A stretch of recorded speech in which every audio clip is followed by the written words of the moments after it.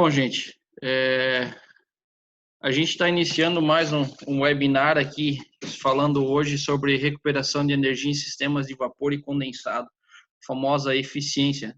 Então, nessa fase de crises, enfim, a gente acaba estando muito envolvido, verificando muita solicitação, assim, como é que eu consigo economizar dinheiro para minha empresa, para ela se manter, principalmente nessa fase aí difícil que todos estão passando e que vai passar em breve, se Deus quiser, né? Então, a ideia é hoje a gente falar e apresentar para vocês os principais pontos onde ocorre, né, gasto desnecessário de energia térmica, né, e traduzindo isso, perda financeira. Então, a gente vai falar um pouco aí sobre alguns pontos e apresentar o que é muito comum quando a gente vai para dentro da instalação, a gente encontrar nas plantas e é muito fácil de verificar e entender e identificar esses pontos e principalmente agir. Então a gente vai apresentar alguns números, quanto é que isso custa, né, por mês, por ano, aí você pode converter para ano, quanto isso custa financeiramente para a tua empresa. Tá? Então vamos lá. Primeiro, quanto custa gerar 1 quilo de vapor saturado? Isso é uma conta que muita gente tem um parâmetro, é mais ou menos isso, é mais ou menos aquilo, né? Então, o que está envolvido nesse custo energético aí de 1 quilo de vapor saturado? Primeiro, água e tratamento químico. Tá? Então, água, dependendo da região, apesar da nossa escassez aí de chuvas e tudo mais, mas a água é uma fonte, é uma matéria-prima que está bastante disponível normalmente, então é fácil de se obter. Né? E o tratamento químico, que é algo que o pessoal tem que fazer, né?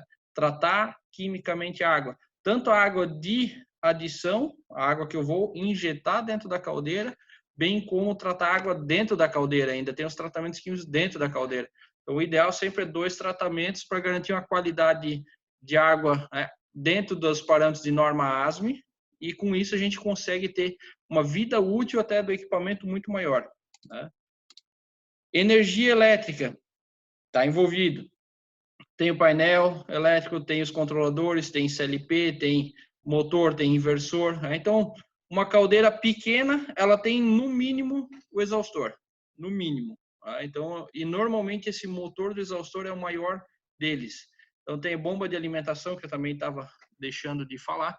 Então, eu tenho energia elétrica envolvida. Então, tem que estar envolvido dentro do custo de geração de energia de vapor aí.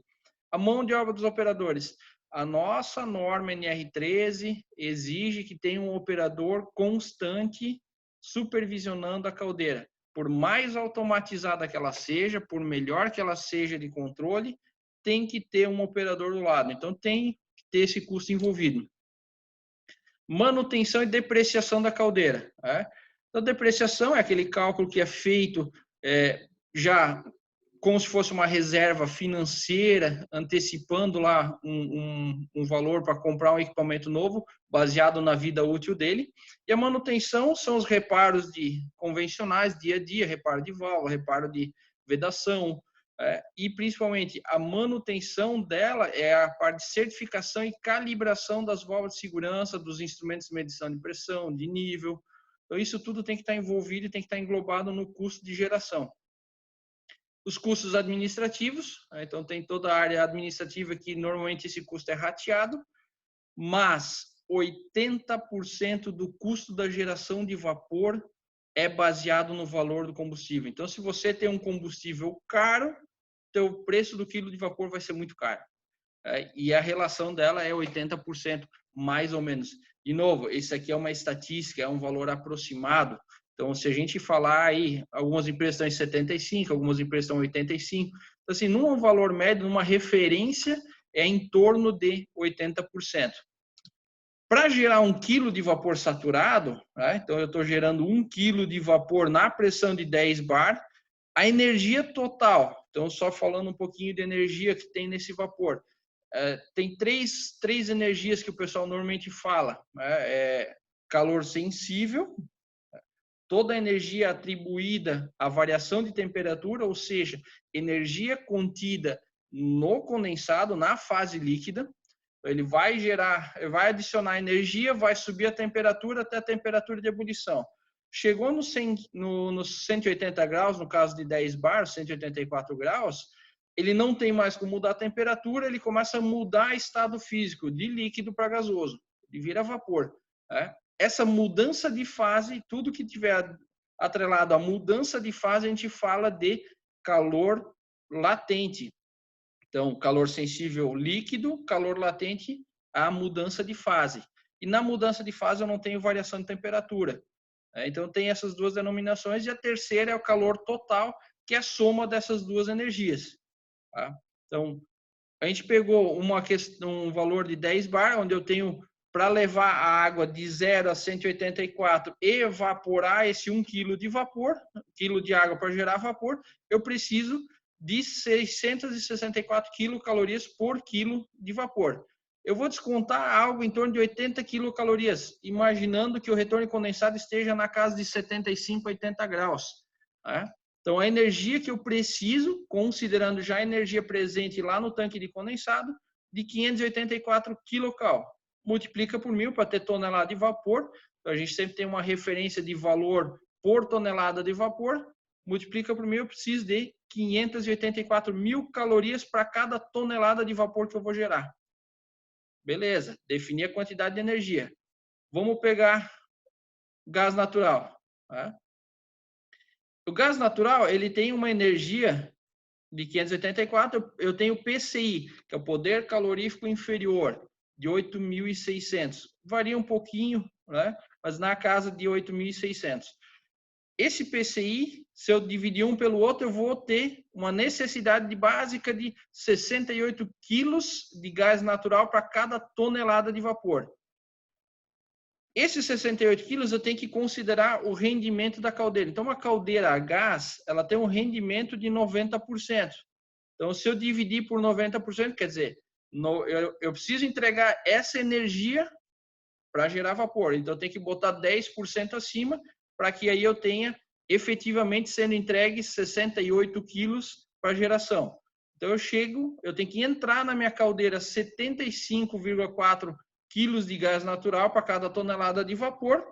E isso a gente está falando, se tiver em 90%. Então, pode variar um pouquinho. Esses 10% são perdas por água que sai por descarga de fundo, válvula de segurança que eventualmente abriu, isolamento térmico da caldeira, enfim, tem algumas perdas associadas, energia que saiu na exaustão e não foi aproveitada, então está englobada aí quando ela está bem ajustada a caldeira em 90%. E se eu multiplicar aí, claro que aqui vai depender do valor da demanda, de cada contrato, enfim, do teu consumo de gás. Eu peguei um valor aqui médio. A gente tem 75 quilos de gás, o quilo do gás na casa de 1,20. De novo, depende muito do teu contrato, que vai depender da tua demanda. Então, a gente chega num custo energético, eu estou falando custo energético, custo do vapor, de R$90 para cada tonelada. Só que lembra que eu comentei que 80% é atribuído ao combustível? Então, eu tenho que pegar esse valor de 90 e dividir por 0,8, que aí eu chego numa tonelada de vapor aproximada de R$115 por tonelada. De novo, depende do teu contrato. São Paulo, eu sei que São Paulo que tem os valores aí que vão para casa de 1,50, 1,70, chega às vezes até R$2 para as pequenas demandas. Então, a gente tem informação de São Paulo que, por exemplo, chega próximo a R$190 nos casos mais extremos, a tonelada de vapor gerada. Quando a gente fala de uma caldeira mista, onde ela tem cavaco, por exemplo, um exemplo de cálculo é o cavaco, e aí aqui eu utilizei o cavaco de eucalipto seco, então com uma densidade aí de 170 quilos por metro cúbico, num valor de R$38 por metro cúbico. De novo, depende da tua demanda, do teu volume, você vai ter mais ou menos o valor. O PCI do cavaco, é o poder calorífico inferior dele, é muito menor, metade. Então, eu preciso de 136 quilos de cavaco para cada tonelada de vapor. Porém, o rendimento dessas caldeiras mistas normalmente está na casa de 75%. É muito inferior. Então, esse aqui é um ponto importante, avaliar o rendimento e manter essa caldeira regulada para deixar sempre o maior possível. Então, se eu dividir os 135 por 0,75, dá 181 quilos de cavaco. Se eu multiplicar esse 0,224, os 224 centavos, vamos falar assim, os 22 centavos dividir o 38 pelo 170, então a gente chega nesse valor aqui. Então, se eu multiplicar a quantidade de quilo do cavaco por esse valor, R$40 por tonelada. Pô, eu estou menos da metade do gás natural. Então, custo aproximado, dividindo os 40,57 por 0,8, aquilo que eu mencionei, 20% é atribuído à parte de despesa de energia elétrica, enfim, toda aquela outra parte mencionada no slide anterior, um custo médio aproximado de 50,71. Então, depende muito da tua matriz energética, depende muito do teu combustível. Eu conheço fábrica em São Paulo que ela utiliza etanol na caldeira, e aí o custo energético do etanol vai para R$320 a tonelada. Tudo bem que o cliente é um cliente pequeno, entre aspas, o consumo de vapor dele é pequeno, ele consome 2 toneladas por hora, mas assim, ele está queimando R$640 por hora de combustível. Está gerando R$640 por hora de vapor. Então, pensa que o custo dele mensal e anual nessa matriz energética é alto. Comparado aí com R$50, muda bastante. E aí, falando dentro da casa da caldeira, perda de energia térmica na casa da caldeira. Tem fabricante de caldeira que alega que, ao momento que eu colocar uma válvula de controle na linha de entrada de água, na alimentação de água da caldeira, eu tenho uma economia de energia. Nós, Berman, nós não conseguimos fazer essa conta. Porque se tua caldeira está gerando 8 toneladas, 10 toneladas por hora, e aí no sistema de liga bomba, desliga bomba, ou está gerando as mesmas 10 toneladas hora no sistema proporcional, o teu consumo de energia teoricamente é o mesmo, né? Legal, a fase de repouso, a recuperação da energia, talvez ali você tenha uma economia, porém essa matemática a gente não faz. E a gente também não alega que realmente vai dar economia de energia. Tivemos casos onde teve essa aplicação e o cliente que comprou a estação de controle de nível da caldeira, depois de um tempo ele falou assim, realmente não teve economia de energia, porém a minha caldeira, que ela oscilava a pressão de 7 a 10 bar devido à variação de cavaco e tudo mais, um controle um tanto quanto instável, e aí quando ligava a bomba entrava um volume gigante de água dentro da caldeira, com isso baixava a pressão e aí gerava essa oscilação, né, na qualidade do vapor, na qualidade da pressão entregue, e automaticamente gerava arrastes para a planta, enfim.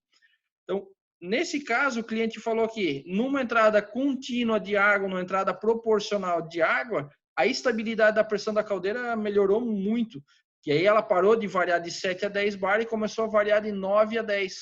Né? Ainda teve uma boa variação, porém o consumo, essa variação está mais atribuída ao consumo do vapor, que são sistemas on-off de consumo, não sistemas proporcionais. Porém, a tua qualidade, a tua eficiência de geração de vapor melhorou muito em função do controle de nível proporcional. E aí vem o grande tema, descarga de fundo. Né? Tem cliente que utiliza muita descarga de fundo tipo esfera. Tá? A válvula de descarga de fundo tipo esfera, ótimo. Ela funciona, ela tem uma certa durabilidade, a gente sabe que ela faz um bom trabalho. Porém, existem válvulas próprias para descarga de fundo, tá? Que são a válvula da direita, essa válvula azul aqui. Ela é dimensionada, ela foi projetada para ter uma eficiência maior na drenagem, na remoção da sujeira do lodo dessa descarga de fundo, tá? E ter uma vida útil, uma manutenção, um intervalo de manutenção muito maior do que de uma válvula de esfera. Então, ela tem características diferentes. Então, baseado nisso, já é um motivo de trabalhar com descarga de fundo. Eu tenho um custo de manutenção menor, um intervalo muito maior nesses períodos de manutenção. E o outro grande ponto é válvula manual contra válvula atuada. A válvula manual está dependendo exclusivamente do humor do operador. Então, se ele chegar num dia que ele estiver meio desacorçoado, né, time perdeu, ele vai lá e abre a válvula de esfera mais tempo do que o necessário. E uma válvula de esfera, por exemplo, essa válvula de 2 polegadas, ela tem um KV, uma capacidade de vazão, e aí de 107, onde uma descarga de fundo tem uma capacidade de vazão de 14, muito menor. Quer dizer, eu vou precisar sim deixar a descarga de fundo às vezes muito mais tempo aberta para drenar toda essa sujeira, né, para conseguir retirar, porque eu consigo passar menos água por ela, porém ela vai fazer isso de uma forma mais eficiente, perdendo menos água. Então, tem essa diferença. E aí, uma vez, um cliente, ele me chamou, ele disse assim, Rodrigo, eu tô com um problema. A minha caldeira está consumindo 400 litros de água por hora a mais, é uma caldeira de 3 toneladas. Está consumindo 400 litros de água a mais. E aí, quando eu fiz a avaliação do sistema, fui na casa da caldeira, deixei o dono da fábrica um pouquinho afastado, fui falar com o operador. Ele falou para mim o seguinte, eu perguntei para ele assim, seu operador, quanto tempo você faz de descarga de fundo?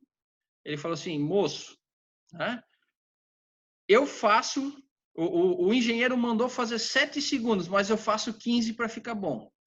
Né? Se já tem uma avaliação química dizendo que 7 segundos é suficiente, os 8 segundos adicionais ele estava jogando água quente e tratada fora, estava jogando produto químico, estava jogando energia fora. Né? Então, o bom da automação é que ela vai abrir naquele período programado. Então, se faz a análise da caldeira, se determina sempre os períodos de abertura de válvula de descarga de fundo. 3 segundos, 5 segundos. Quando existe uma válvula de descarga de sais acoplado nessa caldeira também, se faz, né, menos drenagem de descarga de fundo e drena muito pela descarga de sais, pela superfície. A gente vai falar no próximo item. Mas tem caldeira que não tem a descarga de superfície, aí sim você utiliza a descarga de fundo para tirar a água mesmo da caldeira. Eu vou jogar a energia fora e jogando essa energia fora, que ela faz a função da descarga de superfície, para entrar água de baixa concentração e manter os níveis de condutividade da água, enfim, toda essa parte de tratamento de químico conforme parâmetros de norma. Então, de novo, válvula de esfera, perde-se muito mais água do que o necessário contra uma descarga de fundo. E principalmente uma válvula atuada, uma válvula com automação, para eu ter uma frequência, eu ter uma abertura regular e o tempo de abertura uniforme, não conforme o operador e o humor do operador. E aí está a válvula de descarga de superfície. Essa é uma válvula que ela fica de forma contínua. A descarga de fundo você descarrega e para. A descarga de superfície ela é contínua. Pode ser manual, pode ser automática, né? Mas a válvula de descarga de superfície ela vai trabalhar e principalmente se ela for automática, ela tem um sistema de medição, um eletrodo, que ela vai ficar fazendo a medição da condutividade naquele momento que ela está descarregando. E ela vai ficar abrindo e fechando a válvula.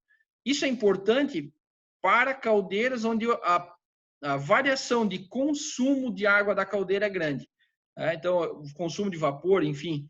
Então, quando ela está trabalhando hora em 20 toneladas, daqui a pouco está com 10 toneladas, a concentração dentro da caldeira varia. Variando a concentração, eu preciso jogar menos ou mais água fora. Então, ela fica fazendo um ajuste em tempo real.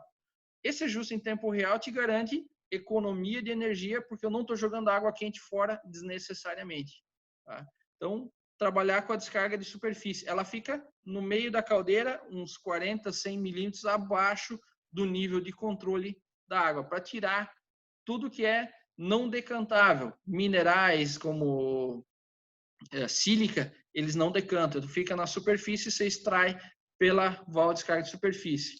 E essa energia extraída por essa válvula, ela é reaproveitada ou pode ser reaproveitada jogando dentro de um tanque de reevaporação, que a gente vai falar no final.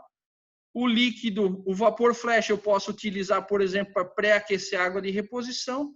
E o líquido, eu passo num trocador de calor e faço pré-aquecimento da água de reposição também. Então, ao invés de eu entrar com água na caldeira, por exemplo, água a 60 graus, eu começo a entrar água a 85, 90. Né? Eu começo a recuperar energia, eu começo a ganhar dinheiro quanto a isso. Né? O Vinícius Ledura, ele perguntou aqui se a gente vai mandar esse material posterior. Sim, Vinícius, esse material vai ser enviado, um PDF dessa apresentação para todos. E esse vídeo vai estar disponível no YouTube da Bermo. Vocês vão poder assistir ele com frequência e completo. O vídeo inteiro vai estar no YouTube da Bermo. E a questão da incrustação. Olha a qualidade da água dessa caldeira. Praticamente não tinha tratamento químico. Eu ouvi falar de um fabricante uma vez que ele disse que 1%, 1 milímetro de incrustação dentro da caldeira, ela reduz o coeficiente global de transferência térmica em 45%. Quer dizer, eu perdi 45% de capacidade de troca térmica do espelho da caldeira. Então, não que eu perdi 45% de geração, eu perdi 45% da capacidade de transferência térmica, um pouquinho diferente. Então, imagina essa caldeira que estava com 23 milímetros de incrustação. Descarga de fundo que não era feita de forma coerente, válvula de descarga de superfície que eventualmente não estava operando ou não tinha.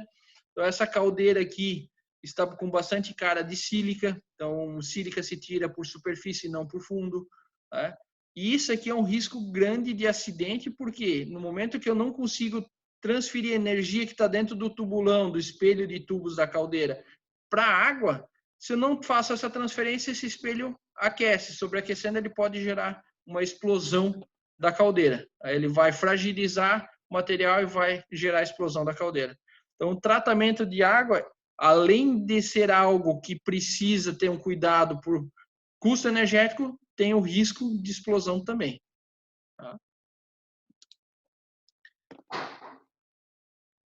O Anderson aí, ele falou assim, 1 milímetro de carbonato de cálcio pode reduzir em até 10 a 15% a capacidade de troca de calor. Então, eu já tinha, talvez com as outras misturas, chegue aos 45, que é a informação que eu tive. Mas Anderson Anderson Beber, eu conheço, ele trabalha com tratamento químico. Então, 1 milímetro de carbonato de cálcio de 10 a 15% a capacidade de troca térmica. Obrigado, Anderson. E aí a explosão. Se eu sobreaqueci, eu fragilizei o material, automaticamente ele vai misturar a água que está pelo lado de fora, está aqui dentro dessa câmara, com a caixa de combustão, e aí com isso ela vira um famosinho foguete. A caldeira ela sai igual um tiro. Eu jogo água dentro de uma câmara de combustão que está a 800 graus, 900 graus ou mais. E aí automaticamente eu gero vapor lá dentro. Se eu gerar vapor nessa área que é projetada para trabalhar sob vácuo, ela vira um foguetinho, ela vai se deslocando. Outro ponto importante, falamos um pouquinho da geração. Tem outras despesas ainda que tem que tomar cuidado, que é a exaustão, que a gente não mencionou nesse treinamento devido ao tempo. Vamos para casa agora da parte de distribuição do vapor. O famoso isolamento térmico, ele é importante ou eu posso deixar para depois? Essa pergunta que sempre vem à tona. Eu vou rodar a planta, vou deixar ela ganhar dinheiro, depois eu isolo. Para vocês terem uma ideia, 30 metros de tubulação de 6 polegadas, sem isolamento. Essa é a equação de cálculo de isolamento. Então, sem isolamento, eu tenho a área média, o coeficiente global de troca térmica, como ela é aço exposto ao vento, ao tempo. ΔT é a temperatura externa do tubo, de 160 graus, 180 graus. Aqui eu estou usando um vapor a 10 bar para 25. E aí dividido por calor latente pela eficiência. Numa tubulação de 30 metros de 6 polegadas, eu gero uma condensação de 43 quilos por hora. É muita coisa. Então, eu vou baixando a qualidade do vapor à medida que eu vou gerando condensado e eu vou perdendo eficiência na troca térmica das minhas máquinas posteriormente. Uma tubulação isolada no aquecimento inicial, ela vai ter uma temperatura e um coeficiente global um pouco mais alto e ela vai mais ou menos condensar 33 quilos por hora. A gente está falando de uma tubulação que vai de 20 graus, temperatura ambiente, até a temperatura de operação e ela tem que aquecer também o isolamento. O que varia numa tubulação isolada depois que entra em regime é que a temperatura superficial do isolamento esperada é na casa de 80 graus, 60 graus, 100 graus. A gente considerou aqui 100 graus e 20 graus de temperatura ambiente. onde tem uma condensação aproximada de 16 quilos. Então, sem isolamento em operação, com isolamento, né? Em operação, eu tenho uma variação aí de 27 quilos, mais ou menos. 27 quilos vezes as 600 horas, vezes os R$113, que é do gás natural, essa tubulação de 30 metros custa por mês R$1.800. Né? Faz isso vezes 12, então são mais de R$20 mil que custa essa tubulação. Vai gastar uns R$5 mil no máximo, com mão de obra, com tudo, com andaime se precisar, enfim, você vai gastar uns R$5 mil para isolar. Então, a gente está falando aí de 2 meses e meio, 3 meses, uma tubulação se paga a parte de isolamento. No cavaco, o valor calculado é um pouco menor, os 830, a mesma conta, a diferença do sem isolamento e com isolamento em regime, as 600 horas trabalhadas e o custo do cavaco é R$50 a tonelada. Eu só dividi por 1.000 para ser por quilo. A informação aqui está tudo em quilo por hora. Então, eu tenho um consumo de energia de R$830 nessa tubulação. Eu estou aquecendo o ar, sem função nenhuma. Estou piorando a qualidade do vapor. Tá? E a outra questão de perda de energia é que, eventualmente, a parte de vapor de alta pressão. Aqui a gente fez uma máquina, pegou um exemplo de uma máquina que consome 478 mil quilocal. Esse valor pode ser em quilowatt, que é convertido aí, multiplicando por 860, vai chegar em quilocal por hora. Um vapor com 10 bar de pressão, ele já pegou esse valor para dar um número redondo. Se a máquina consome 478 mil quilocal por hora, dividido pelo calor latente do vapor num aquecimento indireto, ou seja, um trocador, uma serpentina, esse equipamento vai consumir 1.000 quilos de vapor por hora. Vejam, no momento que, e se eu puder reduzir a pressão do vapor para 2 bar, nessa condição, isso é a propriedade do vapor, ele aumenta a energia disponível de troca térmica no lado vapor, ou seja, eu diminuo meu consumo. São 75 quilos por hora a menos. E aí vem o cuidado. Tá? Não se pode sair por aí reduzindo pressão de tudo. Tá? Eu tenho que primeiro avaliar se o radiador, o trocador de calor, foi projetado com área de troca suficiente para 2 bar. Quando eu reduzo pressão, o volume do vapor aumenta muito. Tá? Então, eu tenho que cuidar com isso. Eu tenho que ter mais área de troca. Tá? E outro ponto importante é temperatura final do produto.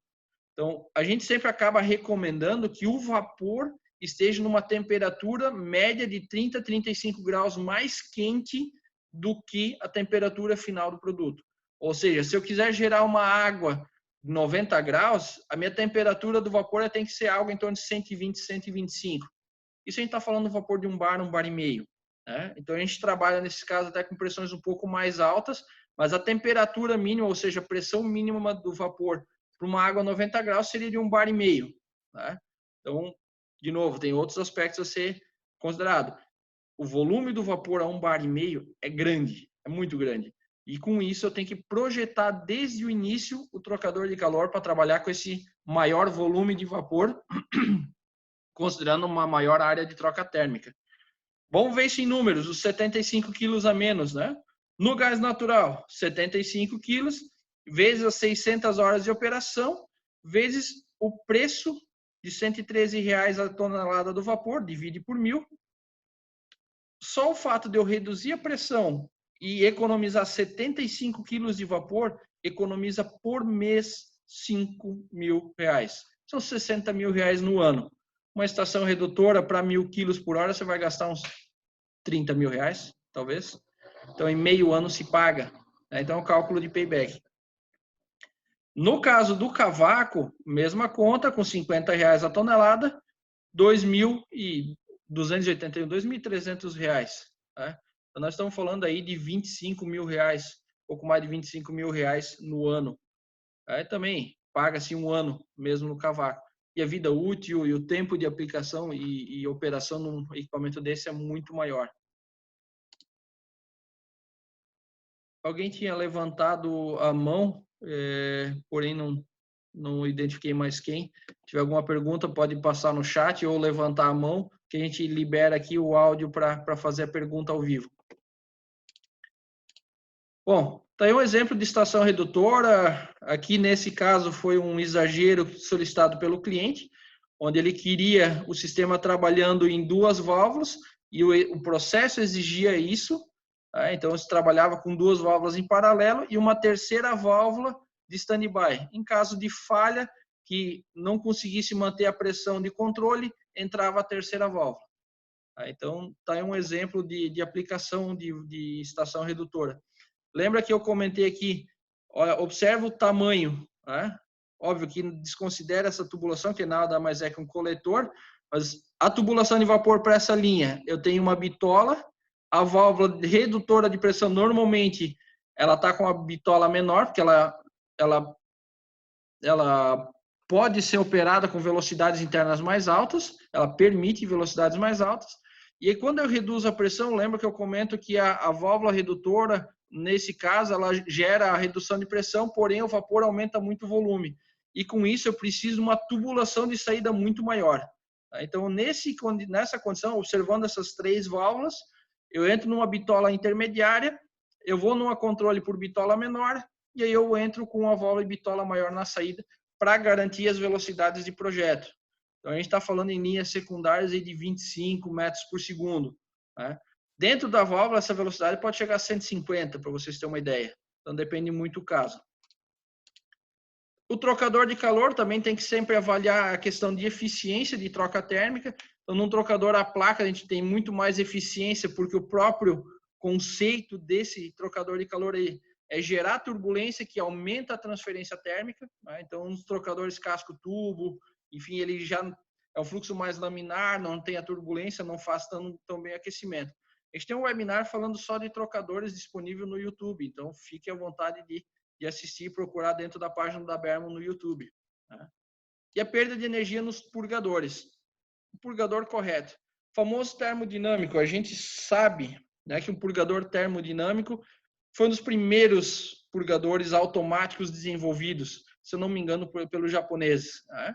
Porém, o conceito e funcionamento dele é jogar vapor, ele vai ficar descarregando o condensado, vai jogar vapor embaixo do disco, o vapor, por ser mais leve, ele vai se acumular sobre o disco e vai empurrar o disco para baixo.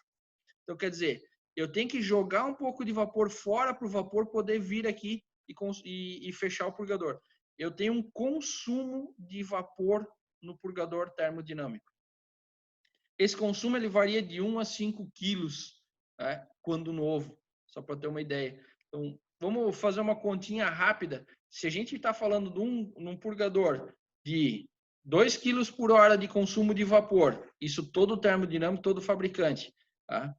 2 quilos por hora e 600 horas por mês é 1,2 toneladas por mês. O valor da tonelada é R$50 no cavaco, R$50 um purgador, ele está consumindo R$60 por mês. Então, no final do ano, nós estamos falando aí de R$800, tá? Por purgador termodinâmico. Todo purgador na linha normalmente é termodinâmico, porque ele é barato para comprar. Porém, dá para se fazer um cálculo de payback e substituir o purgador termodinâmico por um bimetálico. O princípio dos purgadores bimetálicos é ele mede a temperatura que o condensado está saindo e ele vai fechar o elemento termostático, vai puxar o eixo para cima e vai fechar. Então, ele vai garantir que eu não perca esses 1 a 5 quilos de vapor por hora. Né? Ou um grande ponto, sujidade, às vezes o purgador não tem filtro, que é igual o modelo aqui, é travar esse disco aberto, muito comum. Tá? Um outro grande ponto, e aí isso foi engraçado, um dia que eu tive uma visita num cliente. Ele tinha um purgador termodinâmico no final da linha, operando normal durante a semana, e eu falei assim, você não tem um problema de travar fechado o purgador na segunda-feira de manhã?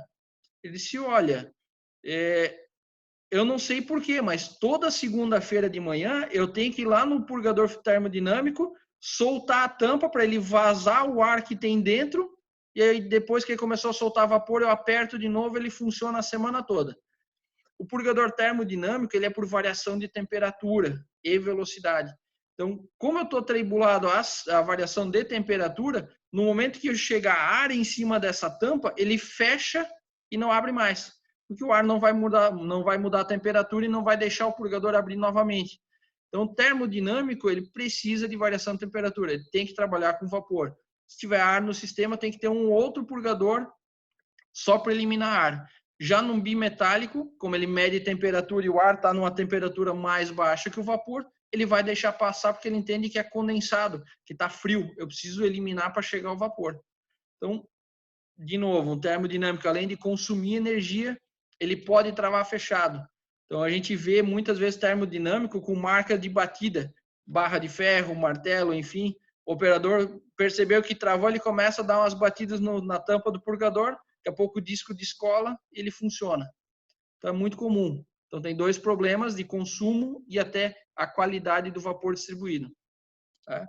Sem falar que isso aqui é extremamente comum. Independente da marca, purgador de boia montado errado, de cabeça para baixo, ou na hora da instalação pode perceber que é um roscado aqui, ele acabou torcendo, ou o operador montou sem ter a devida noção, no conhecimento.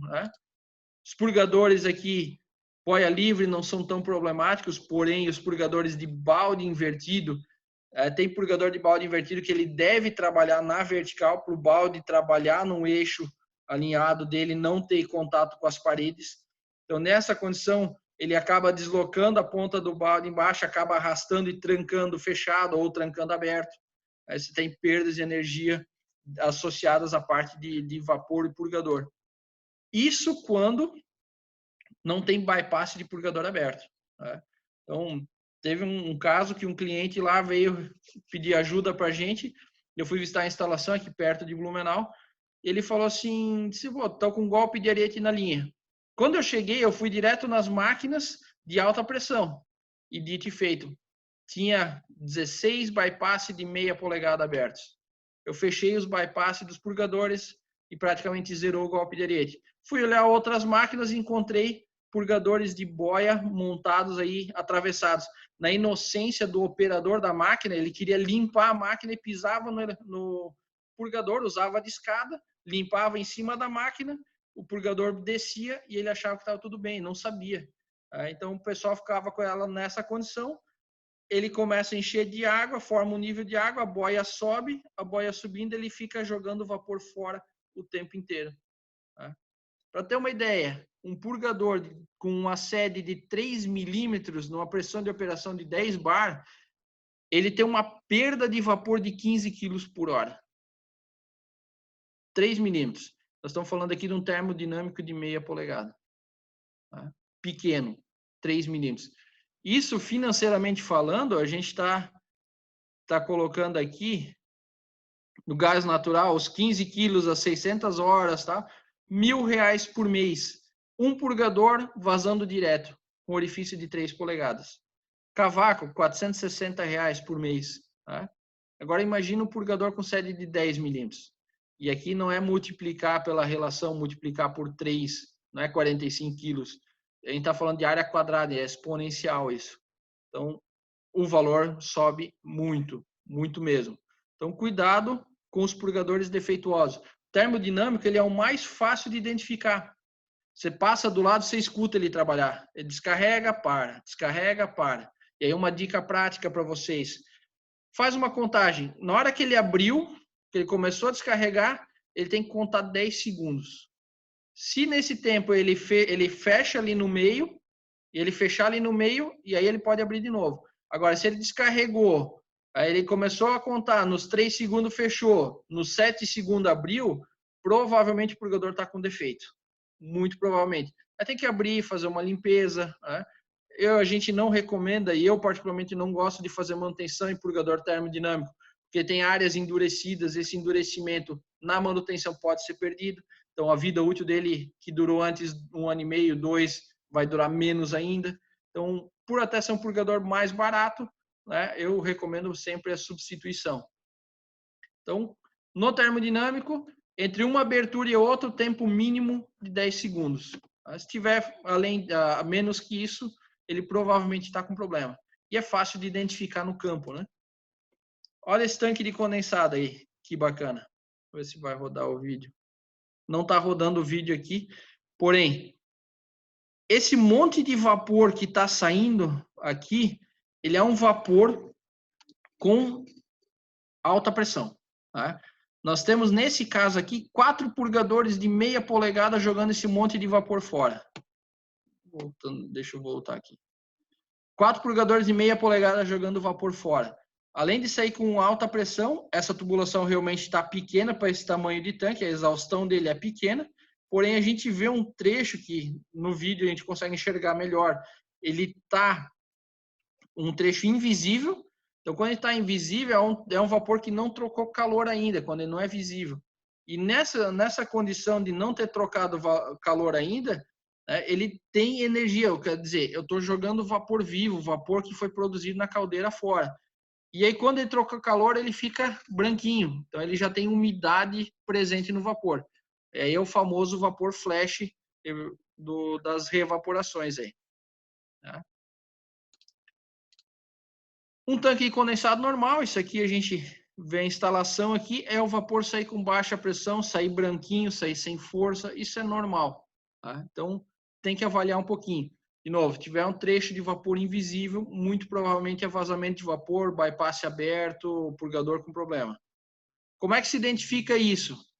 A gente tem um equipamento, é um trabalho que a gente realiza, onde ele faz uma medição de ruído ultrassônico aliado com a medição de temperatura do purgador. Então, ele tem duas ponteiras, a ponteira ultrassônica e a ponteira de temperatura, e ele valida, baseado nessas duas informações, se o purgador está vazando ou não.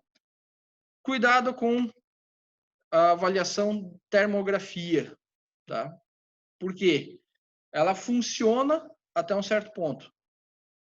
O purgador, ele pode ter condensado antes dele na mesma temperatura de saturação, ou seja, eu tenho condensado a 180 graus antes dele, né?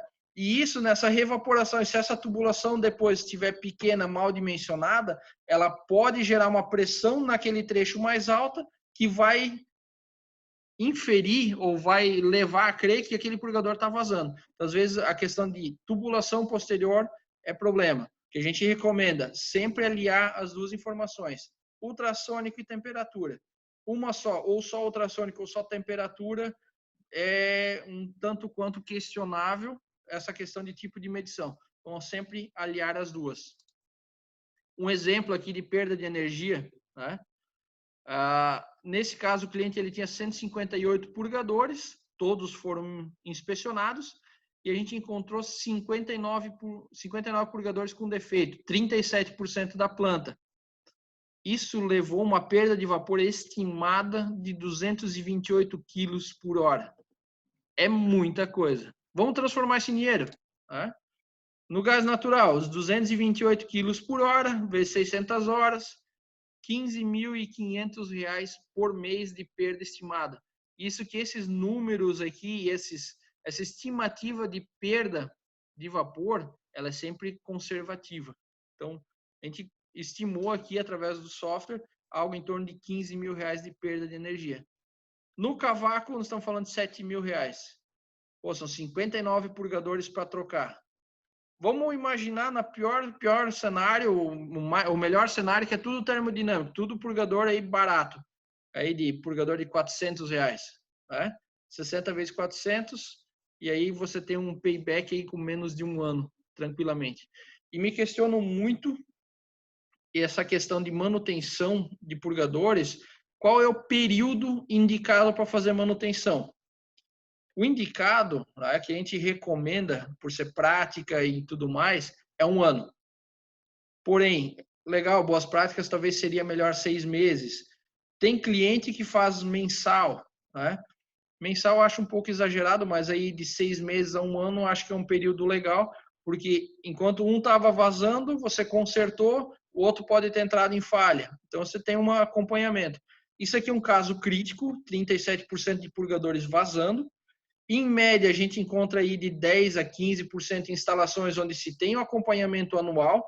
Essa falha, índice de falha na média de 10 a 15%. Tá?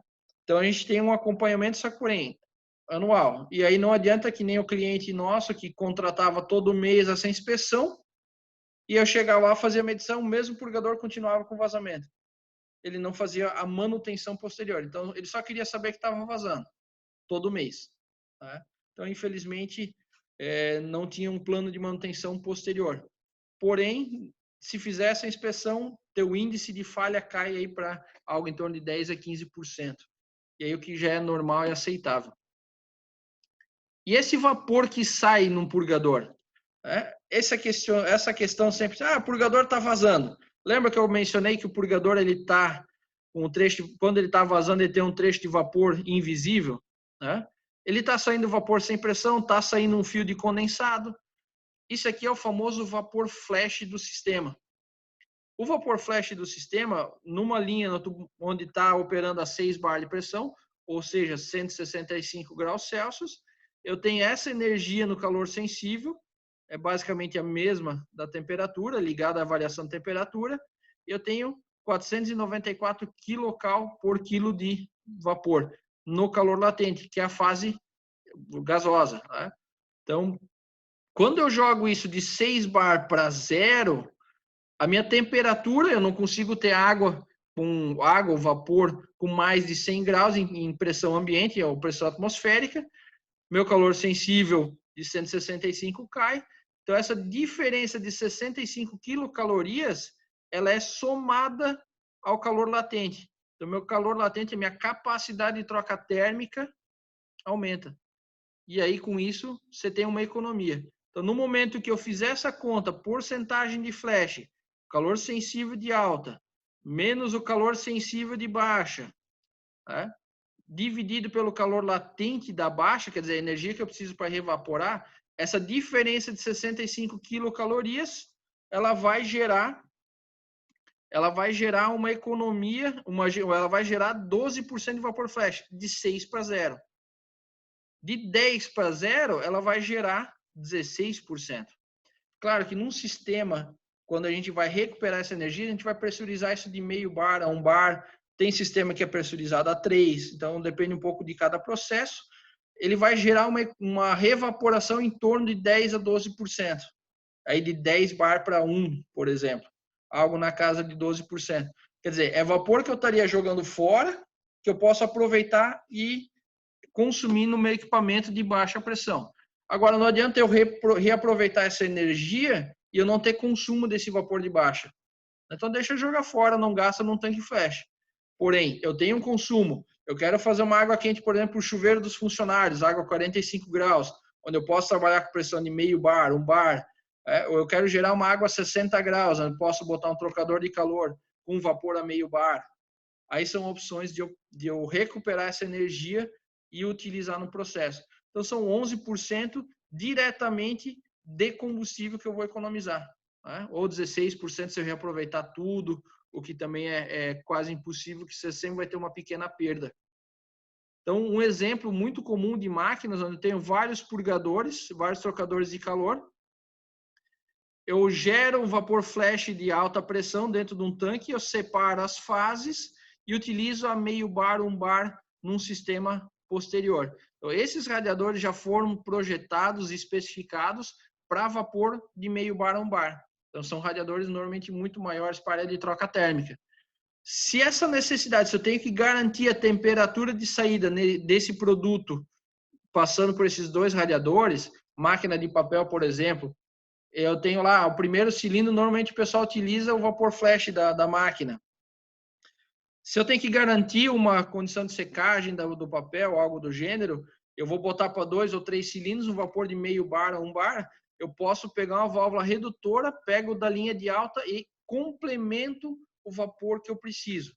Então, eu posso ou não trabalhar com a válvula complementadora. E aí, se eu trabalhar com ela, eu vou garantir sempre a pressão contínua de vapor e o volume contínuo de vapor para fazer o aquecimento de projeto. Então, é uma forma de recuperar essa energia. E aí, o exemplo dessa instalação que a gente já forneceu, um tanque flash, recebe todo o condensado da fábrica. Esse tanque flash ele vai separar as fases, separando fase, o vapor vai para o trocador que está aqui atrás, e o condensado volta para a unidade de bombeamento que está aqui atrás, uma bomba de condensado. Né? esse vapor aqui não era suficiente para garantir a água a 60 graus que deveria sair desse trocador de calor. Então, foi instalada a válvula de complementação. Então, o vapor flash vinha por aqui, complementava com o vapor nesse sistema e abastecia esse trocador de calor. Então, eu garantia pressão e vapor contínuo para o equipamento. Eu garantia a água de 60 graus nesse caso de projeto. Tá?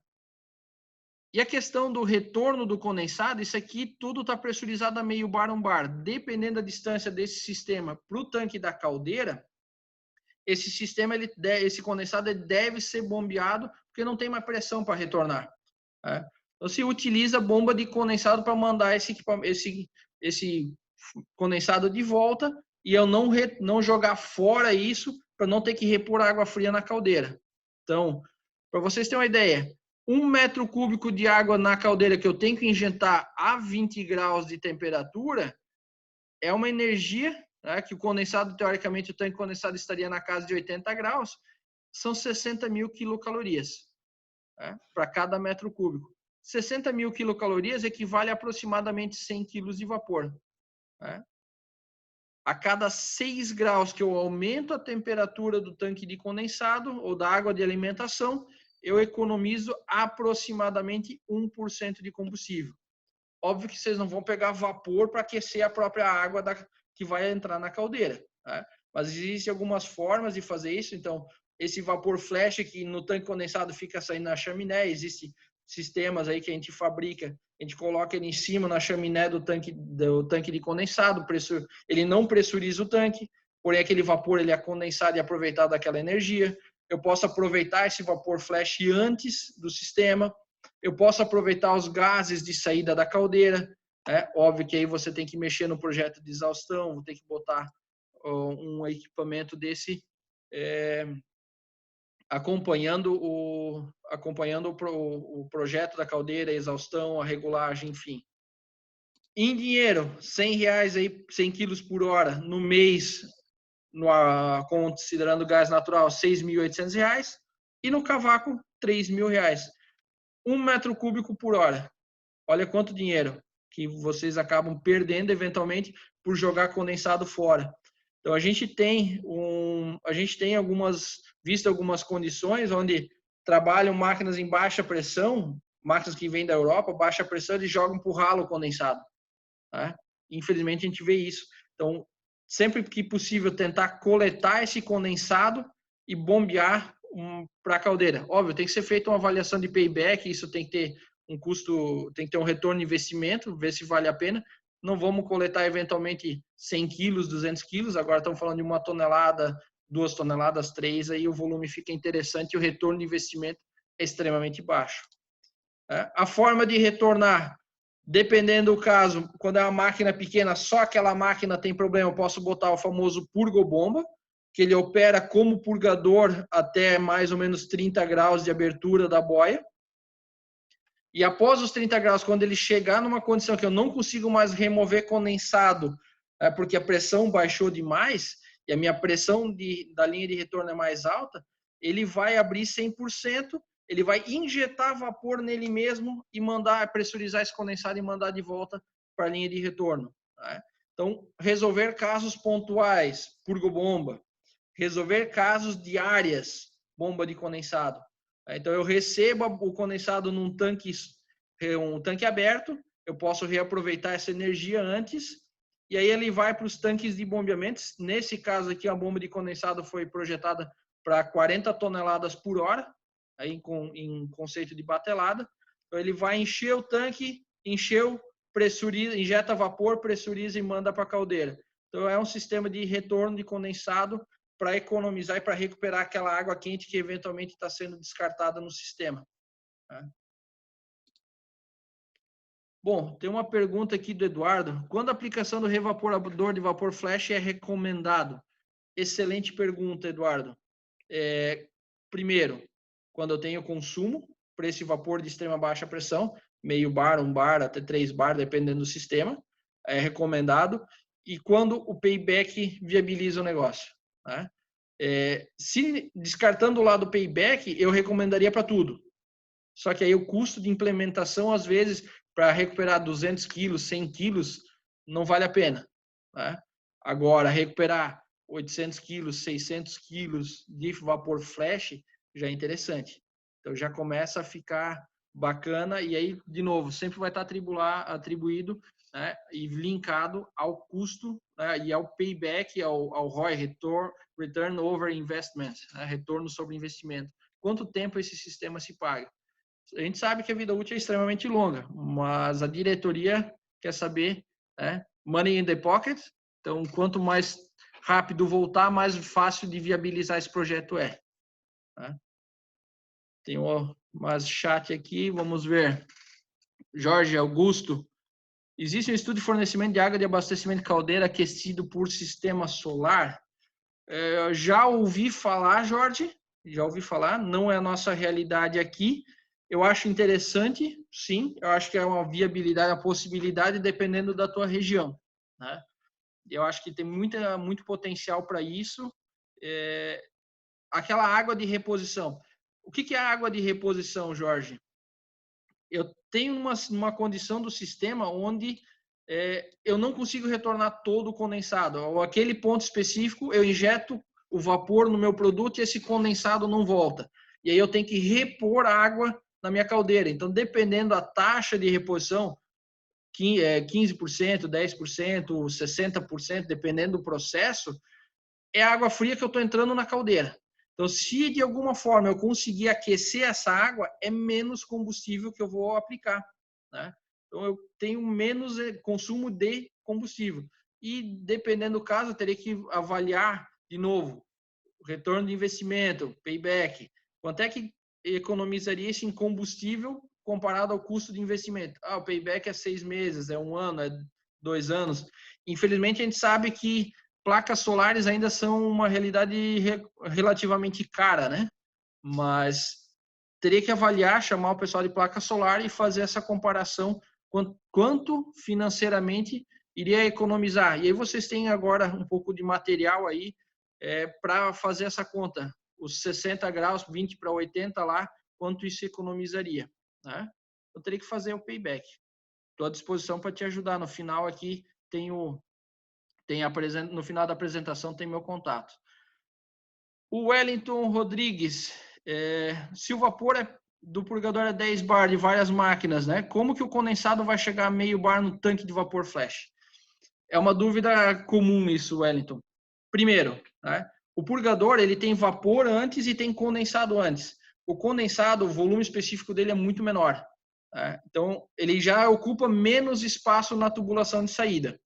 E segundo ponto é que a tubulação de saída está dimensionada, o projeto dela, o volume interno dela, ela é dimensionada para que ela não ultrapasse de meio bar a 1 bar em condições normais, com tudo funcionando, tá? Então, eu jogo água quente e reevaporo 10%. Então, o projeto, o volume do vapor que ele vai ter, a quantidade de vapor que ele tem após o purgador é muito menor do que eu tenho antes. Então, ali está a primeira resposta. E a segunda é o tamanho da tubulação. Então, ela é projetada para aquele volume de vapor de 10% da tubulação, 10% do consumo do equipamento, ele vai ter uma tubulação grande. E, eventualmente, e aí uma dica prática minha, né?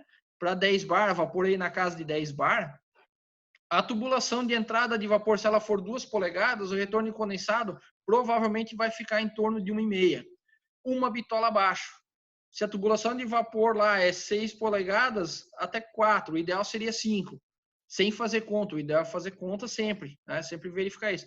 Mas um norte, você está passando na instalação, vai olhar assim, uma linha de vapor, como eu já vi, 8 polegadas, retorno de condensado de 4 polegadas. Tem que avaliar. Tá tudo com 10 bar, tá com 6. Então, de novo, uma referência, um norte para você ter uma noção e depois ir para a matemática ver se vai resolver, se essa tubulação está de acordo. Claro, quanto menor a pressão, menos revaporação, menor a tubulação depois. Mas tudo isso, o purgador que tem uma perda de carga enorme, então tu imagina, eu estou passando 1 tonelada de condensado, onde a tubulação de vapor é 1 polegada e meia, é 2 polegadas, passando uma restrição de talvez 10 milímetros, 8 milímetros, né? E aí joga para o outro lado, E aí eu tenho uma tubulação de novo de 2 polegadas ou muito maior, que é a rede geral, que não vai deixar despressurizar. Espero que eu tenha respondido tua dúvida, Wellington. Marcelo Pontes. A recuperação desse condensado utilizado pressurizado, né? Somente calor sensível é interessante? Qual a diferença comparada à recuperação com flash? Eu, particularmente, prefiro muito recuperar vapor flash e o calor sensível, por ele ter menos turbulência, ele tem uma troca térmica um pouquinho menor, né? Porém, já fizemos sistemas também, onde eu boto um trocador de calor para água pressurizada e eu recupero a energia da água. A quantidade é a mesma, só que a eficiência do trocador que muda, na minha opinião. Então, a gente já viu os 2 casos, os 2 funcionam, recuperar água quente ou recuperar flash, né? A vantagem da água quente é que você pode derrubar a temperatura muito mais. No flash, esse condensado ele vai sair com uma temperatura da pressurização. Se tiver um vapor flash em um bar, ele vai estar 120 graus. Então, vai gerar mais um flash depois que ele for despressurizado a zero. Então, na água, você recupera mais energia, sem ter um sistema secundário, terciário, né? Porém, em eficiência e questão de aplicação, normalmente se utiliza vapor flash. Tá? Espero que tenha respondido a tua pergunta também, Marcelo. Gente, agradecemos muito, muito mesmo a participação, e o tempo que vocês nos deram a honra de participar aqui. E deixo aqui o meu contato, sou gerente da engenharia, e no que a gente puder ajudar vocês e a parte de recuperação, temos um time de vendedores técnicos aí pronto para auxiliar vocês, à disposição, visitar a instalação quando possível, obviamente, né? E eles têm todo um reforço ainda, tem todo um suporte da nossa área de engenharia. Então a gente tem um time aí de engenharia disponível para auxiliar vocês, tendo dúvida e tudo mais. Esse meu telefone aí, celular é com WhatsApp, pode mandar mensagem, a gente responde sempre que possível. E tem meu e-mail também, vocês podem tirar dúvida a hora que precisar, a hora que quiser. Então a gente agradece muito a participação e o tempo de vocês.